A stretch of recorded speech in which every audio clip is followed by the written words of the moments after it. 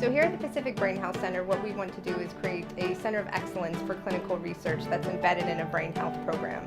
Our target right now is focusing on patients with dementia and Alzheimer's disease and trying to intervene at the earliest stages possible. Our scientists in the Pacific Neuroscience Research Center are really trying to understand what is the underlying problem in neurodegenerative diseases. Is there a solution to prevent the damage and repair the damage? There's various approaches that we're thinking about and doing.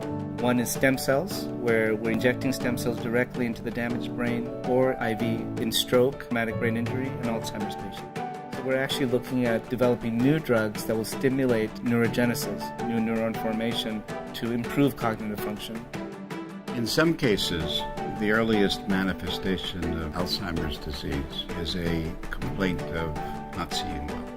In some respects, because of the high density of visual processing that occurs in the brain, it's not surprising that vision may be an early symptom of Alzheimer's.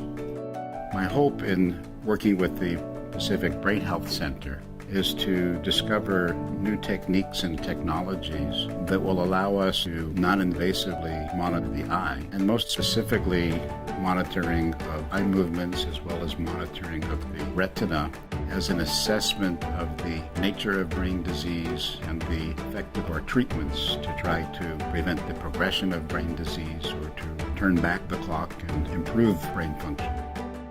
Another approach is to use cognitive fitness and exercise to induce neurogenesis or induce stem cells in the brain to grow and restore brain function.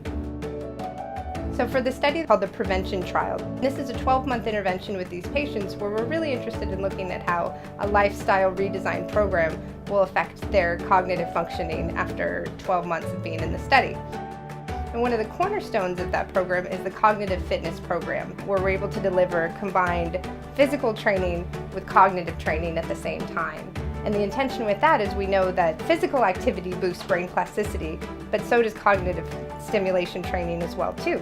What happens during exercise is new neurons are grown within the hippocampus, but the problem is without having any kind of cognitive stimulation and the ability for those new neurons to survive, they'll die out.